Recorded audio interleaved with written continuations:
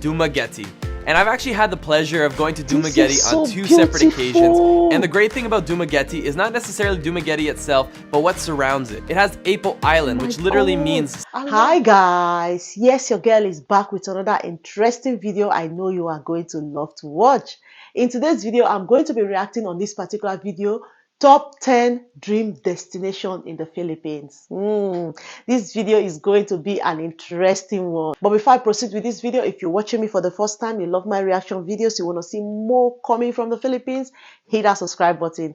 Don't forget to click the bell icon so you don't get to miss out each time I bring amazing videos like this to your doorstep. So without wasting much of your time, guys, let's dive into this video. Watch it together and discover these 10 amazing dream destinations in the Philippines where you can spend your holiday. So let's dive into the video and react on it, okay? Get ready to be taken on a tropical journey through the most beautiful destination that I have come across in all my 3 years of travel. This right here is the Philippines.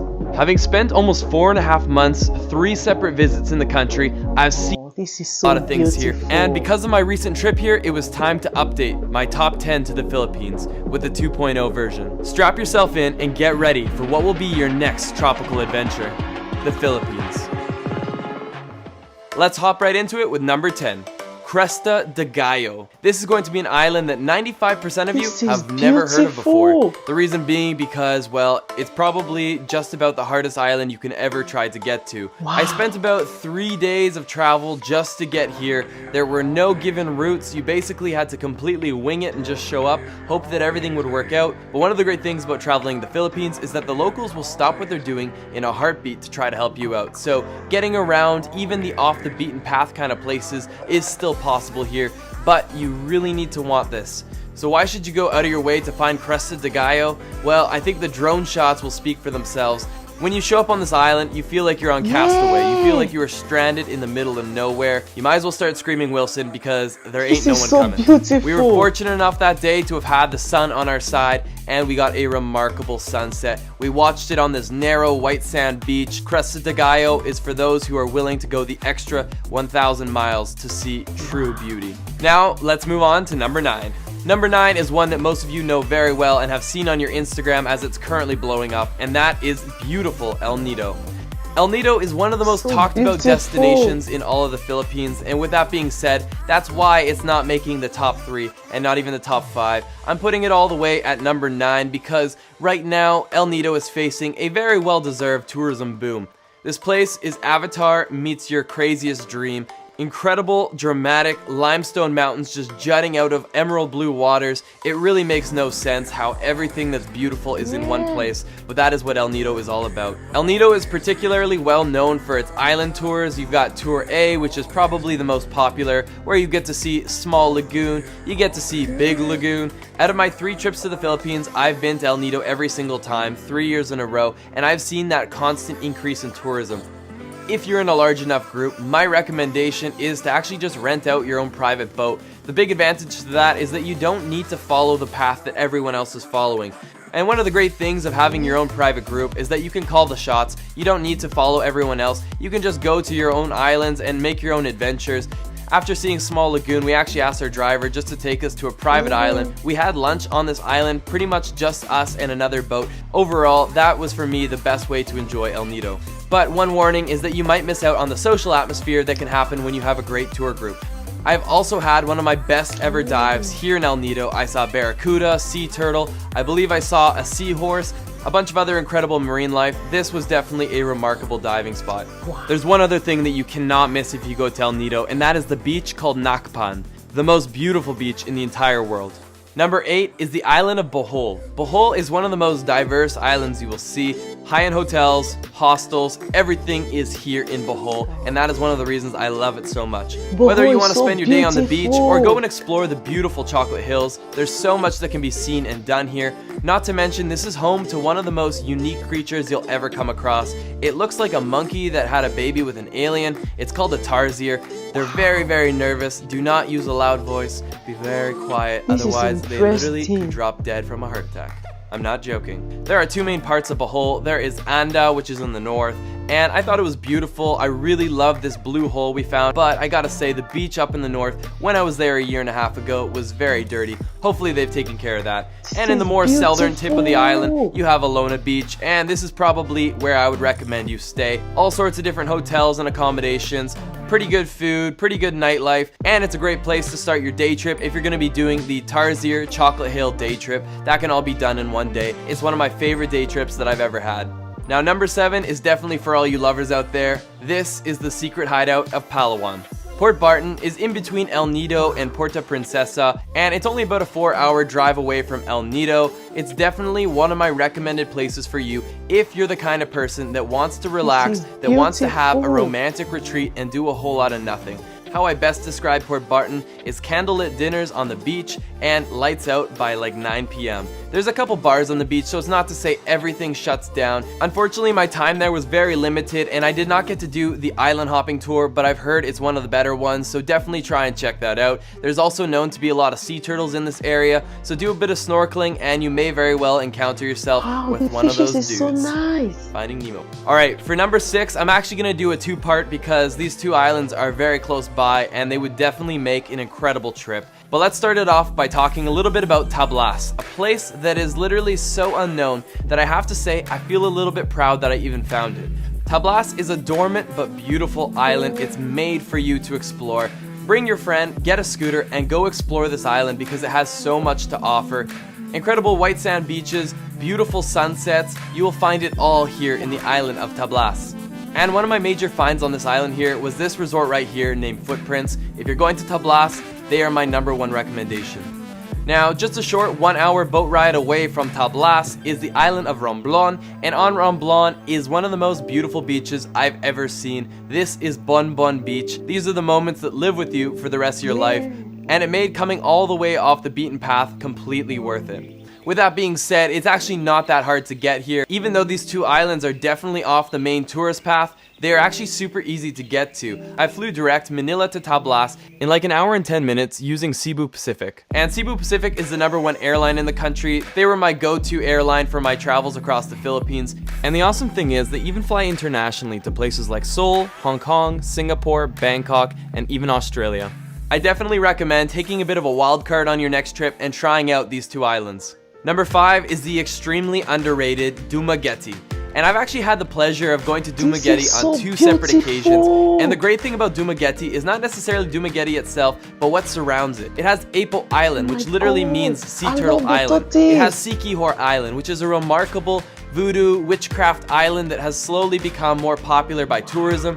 It's also relatively close to one of my favorite discoveries in the entire country, known as Manjuyud Sandbar, or as I tried to coin it, the Maldives of the Philippines. And there's one particularly great day trip in Dumaguete, and that is Casaroro Falls. Is so beautiful. Now, I just name dropped a ton of places, and that's probably a little overwhelming. Number 4 is Bantian Island, one of the islands I love most in the entire world. This is like Boracay before Boracay blew up.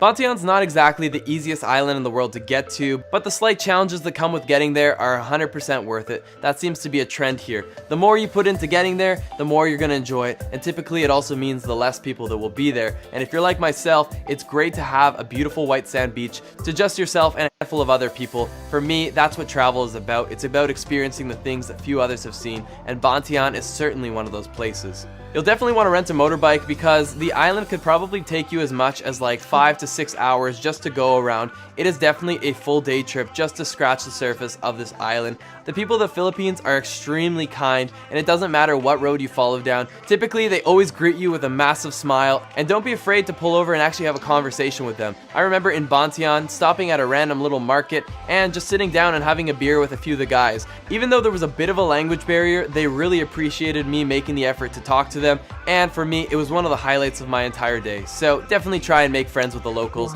A couple of the notable locations on the island are this abandoned building here, right on the water, and in typical Philippines nature, we have got some incredible blue water with the saturation on full boost. It's definitely a very relaxing island, so enjoy a world-class sunset in one of my favorite islands in the entire world.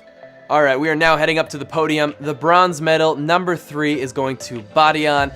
Nothing but beautiful blue water that's formed its way through the rocks. You can do some incredible cliff jumps into the canyon. The water has even eroded away at some of the rock, and it's made for some crazy water slides that go right into the refreshing waters. Now, you would think this would be the end of the experience, but there is actually a cherry on top, and that is at the very end of the canyon. You arrive at what is the greatest waterfall that I think I've ever seen. This right here is Kawasan Falls, also known as the Gatorade Factory. Weather dependent, when you visit, the bluest of waters will be flowing into this little area at the very end, and this is the result. It's definitely becoming a bit more of a mainstream destination, so try to coordinate and figure out the low times to visit, but even if you have to share it with other people, this is still an unforgettable experience. Now, most people would celebrate if they got a silver medal, if they made the podium, but Karan, please don't cry. You're still extremely beautiful. Number 2 is going to the dreamy island of Karan. Look at these drone clips. Look at these lagoons. Look at this water. It is very similar to what you saw in El Nido, but the remarkable thing about Karan is that it's not as busy as El Nido. So everything that was great about El Nido is here, but with less tourism. Only 2 of the 11 lakes on the island are accessible to the public. Not even the locals can swim in those other 9 sacred lakes. There's a lot of history here, and there's even said to be a giant octopus that swims in these waters, so always be looking behind you when you're in the lagoons. There are 3 main things that you must do in Karan, and the first 2 can be done in one day trip. There's actually a shipwreck and Pass Island day tour, where you start off the day by free diving into a sunken Japanese warship, if you can hold your breath long enough. And secondly, you end off your day here at Pass Island, one of the most beautiful islands that I think I've ever seen. Nothing but beautiful white sand beaches surrounded by cerulean blue waters and a whole lot of nothing to do. They even had an island wiener dog. That was definitely the cherry on top to Pass Island. And the third thing that everyone will end up doing if they go to Karan is, of course, the lagoon tour. The lagoons here are out of this world. There's many island tours that are offered, but the one that I took me to these beautiful lagoons. It took me to the incredible Kalagaman Lake, and they even showed us a secret lake where we had to swim under one of the rock structures to access. If the weather is right, you will never be able to find something more beautiful than this, period. Now guys, let us find out who has pushed Karan off of the number 1 spot in last year's top 10. Drumroll please. Number 1 goes to the unbelievable island of Siargao. Siargao, also known as Cloud 9, is surfer's paradise. Right off of the ocean, you're getting incredible waves crashing in on the shore. This is actually where I had my first ever real successful surfing day, and for me it was a very rewarding experience. My nipples were a little chafed, but we're not going to get into that, and luckily the surfing is just scratching the surface. There is so much that you can do here in Siargao. There's some great hostels, some amazing hotels, and they even have 6-star resorts like Dedon Island Resort. This is a truly world-class luxury experience. There's the emerald green Sugba Lagoon, the incredible rock pools of Magopunko. Probably didn't say that right, but we're gonna move on. And the awesome thing is, Siargao is just one island that's surrounded by other beautiful islands. There's Naked Island, which, by the way, it's probably frowned upon to be naked there. There's Guyam Island, and several others that will all be fit into your island hopping tour, so that's for you to explore and find out. And it's actually becoming a lot easier to get here. You can actually fly direct now from Manila using Cebu Pacific, and you get there in like an hour and 45. Good nightlife, chilled vibes, all in one place. This is Siargao, and that is the reason it is my number 1 must-see place in the Philippines. Honestly, Philippines is so beautiful. The environment is so great. Now I see why the world is so attracted to Philippines. You guys have a lot of beautiful beaches, white sand beaches. Oh my God, I love the colors of the water, the chocolate hill, name it. And come to think of, the Philippines are kind-hearted people. There are a lot of things that have made the Philippines different from other parts of the world. Guys, let me know what you think about this video in the comment section. See you all on my next one. Bye.